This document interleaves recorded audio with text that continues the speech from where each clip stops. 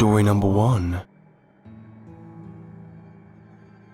I don't consider myself to be a particularly superstitious person. Okay, sure, I get a kick out of the horoscope once in a while. My boyfriend and I like to humour the idea that spirits and poltergeists exist, and how we'd haunt people when we died and came back as ghosts. In fact, my boyfriend refuses to go anywhere near a Ouija board. Refuses to even think of it. I blame all the crummy horror movies he watches. Why even tempt it, he'd say. Why would you want to taunt evil ghosts like that? Ghosts never play fair, and if you piss one off, you're screwed. I don't think he was ever serious, just precautionary. But maybe he was right. God, this all happened so long ago, and I'm still shaken. I can barely record it now without my nerves acting up. Okay, here it goes. A few weeks ago, my mum's sister and I went to Colorado for an entire week on vacation. We were going to drive all over the state, visit parks and go horseback riding, and whitewater rafting and so much more. I was excited, and I sorely needed a break from work anyway. We drove 16 hours out there and spent our first day rafting down the rivers. After an exciting day, we drove to a ranch house to go horseback riding. We got there at sunset, so it was too late to ride, but we had all of next day to ride the trails and see the sights.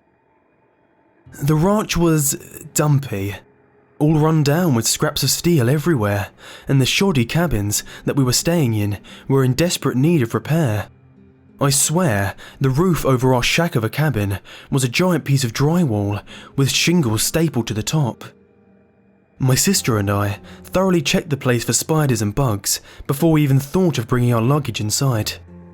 It was only for the night, I reassured myself. Just one night in a dumpy shack on a rock-hard bed that probably had bed bugs under the sheets. I shuddered at the thought. My mum tried to cheer us up. She'd brought skewers and a giant pack of beef hot dogs to roast over the communal fire pit.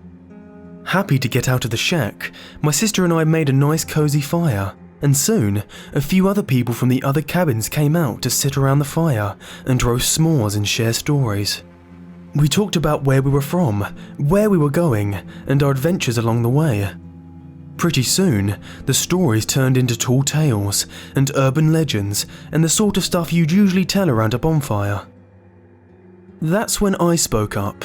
I loved stories, especially scary ones. And hey, we're out west, in Native American territory. Why not liven the place up with my favourite Indian myth? The legend of the Skinwalkers. Now, for those who don't know, Skinwalkers are considered very evil, very dangerous beings. They were humans who gained the ability to take on the form of an animal by wearing its skin, usually through very dark and very taboo magic. I knew all this and told my story. Who doesn't love a good ghost story? Everyone seemed to be enjoying it. I admit, I took some creative liberties with it, really just telling an old werewolf story, but with a skinwalker instead. I bullshitted a lot of the story really, and added a few things that weren't in the mythos at all. I gave our beloved frightening skinwalker wide, crazed eyes with pinpoints for pupils, and a matching, insane smile. I made the skinwalker horribly misshapen, with swollen joints, and arms that were too long, and legs that were too short, and a head that never sat straight on its shoulders. I made it as terrifying as I could imagine. No one minded.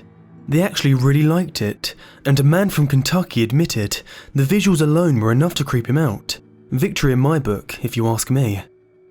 And once I was done, everyone decided it was getting really late. Our firewood was dwindling, and it was as good a time as any to turn in for the night. We packed up our skewers and s'mores, doused the fire, and headed to our little shacks. I tossed and turned a lot, trying to fall asleep. Couldn't get comfortable on that damn bed. A rock was probably cozier than that mattress. So against my better judgment, I got out of bed and walked around the cabin. I reasoned that if I stayed up late enough, I would be so tired that I would fall asleep no matter what I was laying on. I think I briefly contemplated sleeping on the floor. I wasn't that desperate yet. It was pitch black outside, no lights from any nearby street lamps, no car headlights. Hell, not even the cabin lights were on, and I don't remember seeing a single star. It was a bit creepy, but I shrugged off the shiver creeping up my back as simply the cold tile floor making me shake. I did, however, find it odd that there weren't any lights on at all on the property. You'd think there'd be a floodlight on the horse stables or on the main office, but no, nothing. This was really weird. I stepped outside in my flimsy foam flip-flops to get a better look. I could barely make out the ranch, and for some stupid fucking reason, I decided to go walking around. Eventually, my eyes adjusted where I could see well enough to move around.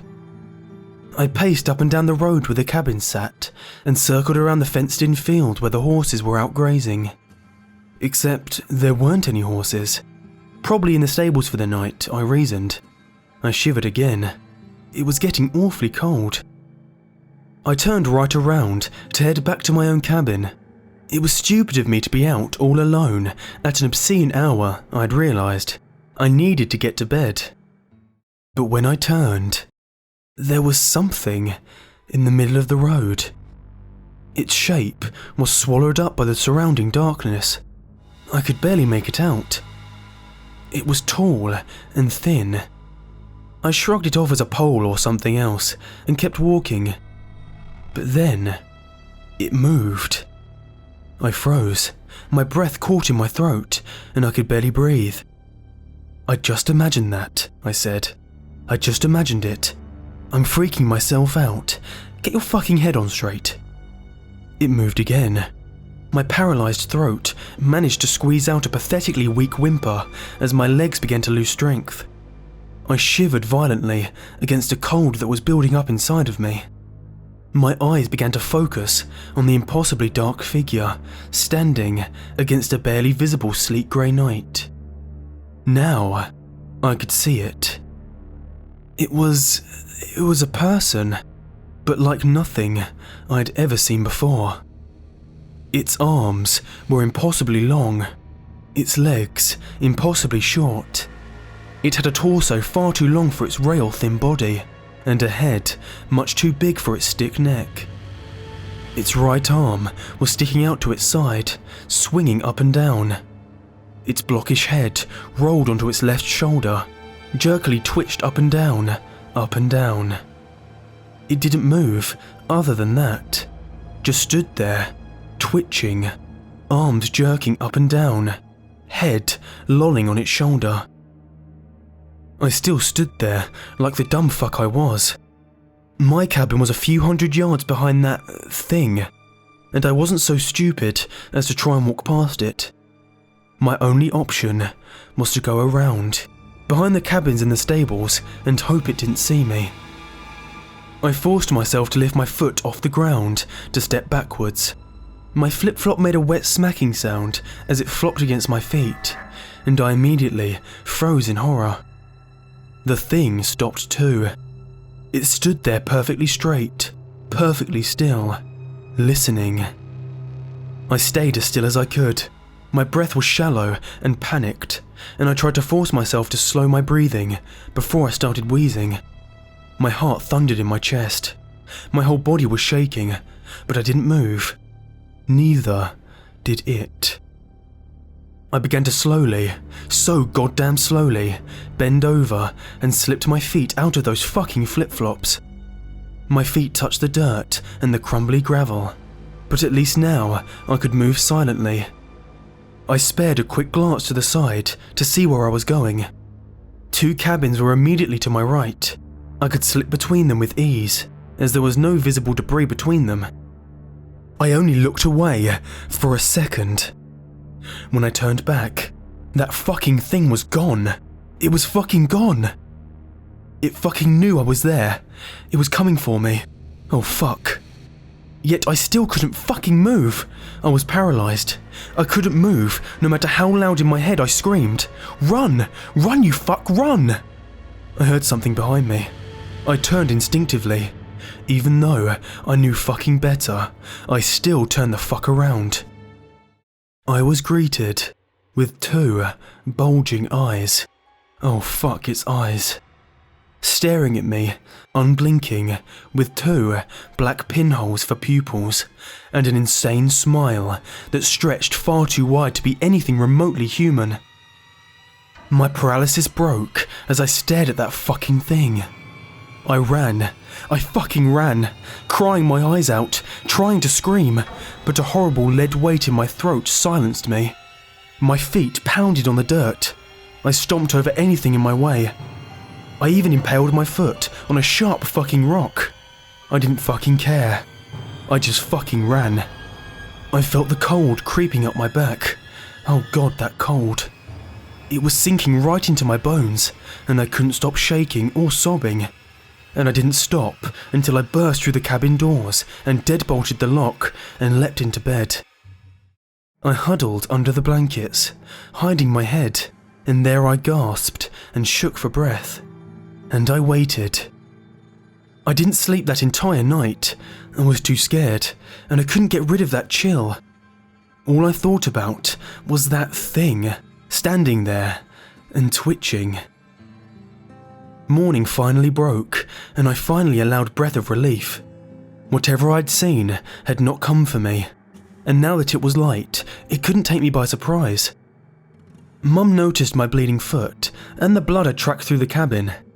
I shrugged it off, said I cut myself the night before, when we were making s'mores. I don't think she believed me, but she didn't push it.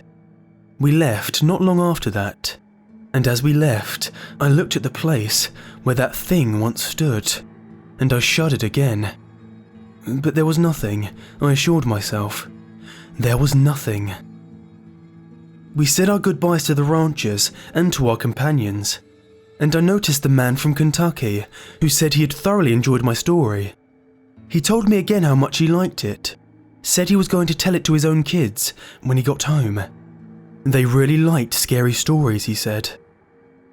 As we drove away, his head rolled onto his left shoulder, and he smiled a wide, insane smile as he waved us goodbye.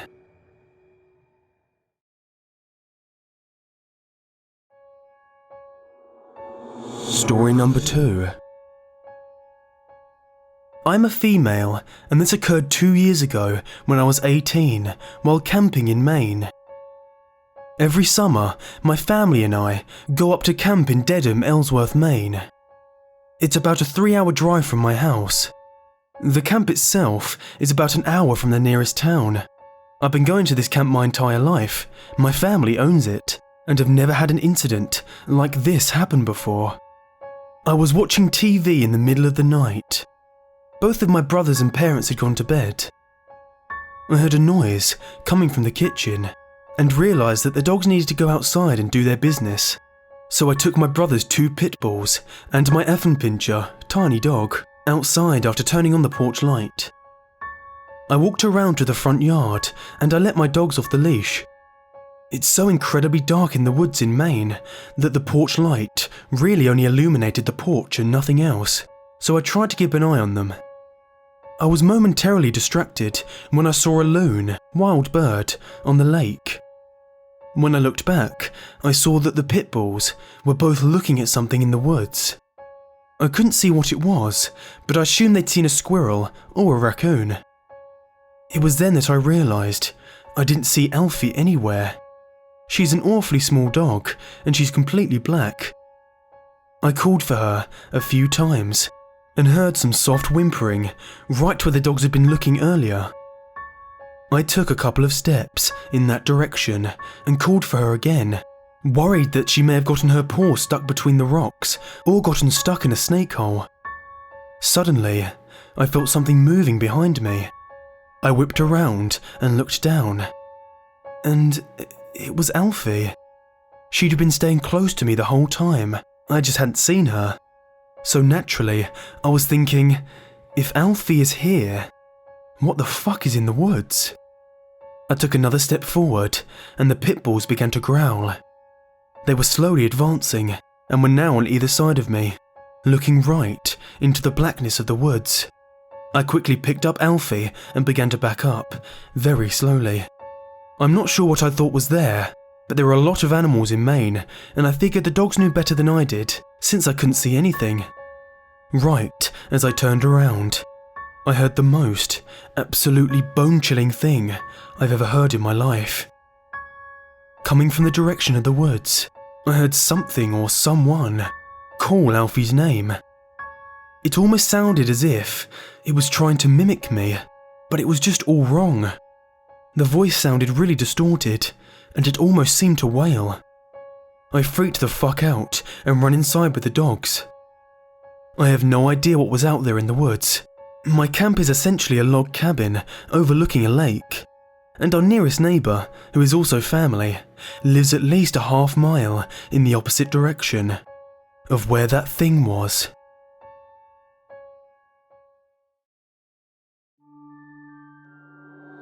Story number 3. My father owns a small delivery service that operates out of Farmington, New Mexico. We mostly deliver small packages out to the middle of nowhere that are too much hassle for the large delivery companies to bother with. My dad is the only employee, and we have a few pickup trucks and a trailer.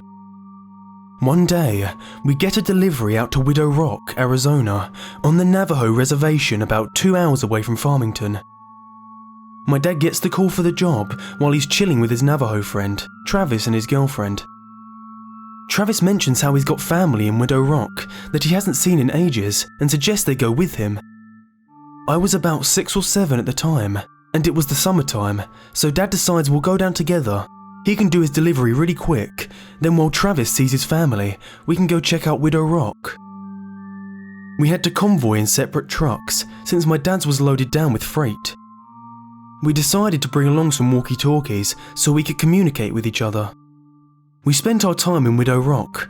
Everything was generally uneventful, and we start heading home along the old highway with my dad and I in front, and Travis and his girlfriend in their truck behind us. I honestly don't remember most of the Widow Rock trip, but this next part I can never forget. We're somewhere on the highway between Widow Rock and Gallup, New Mexico. It had just rained earlier in the day, and the road was kind of slick, so we were taking it pretty slow. On the left of the highway, there is nothing but sandstone cliffs, and on the right, there's a huge field separated from the road by a small barbed wire fence. We crest the top of this hill, and down at the bottom of the hill, we see what appears to be a very large dog, sitting back on its haunches in the middle of the road, facing the cliffs. My dad calls over the radio, "Hey Trav, do you see that big-ass dog?" Travis starts yelling back over the radio, "That is not a dog. Speed up right now and hit it." He sounds almost hysterical. He just keeps screaming, "Hit it, JJ. You have to hit it. Please, please. Hit that fucking thing right now." So my dad starts to speed up, and as we get a bit closer, I can begin to see it a little more clearly. It's covered in this brown, wiry, matted hair that appears to have dried blood all over it. It's still facing the cliffs, but the moment our headlights hit it, it turns and looks at us. And it has a face. I don't know how else to describe it, other than a mix between a bear's and a human's face. It looks twisted and distorted and almost in pain. As we get closer to this thing, we start to realise it's actually fucking huge. Though it's still sitting on its haunches, it's about shoulder height with the hood of the truck.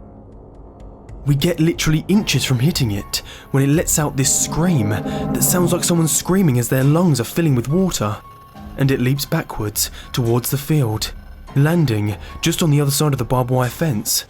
Then, with another leap, it was gone from sight. Travis comes over the radio again. "Holy shit, keep driving. We have to get out of here. We have to go faster." He kept repeating that last part. We have to get out of here, and we have to go faster. Pretty soon, we're speeding like crazy, and just as we start to near the outskirts of Gallup, we get pulled over. Travis pulls his truck over with us. Naturally, this makes the cop, a Navajo man himself, very on edge, and he immediately asks why Travis felt the need to pull over as well, Travis says, "We just saw a Skinwalker a few miles back and it's been following us." The officer immediately turns white, stammers something about a verbal warning, gets in his car and takes off. We do the same. We didn't see anything else that night, but when we got home, Travis refused to let us leave without taking some kind of Navajo totem thing that was supposed to keep that thing away.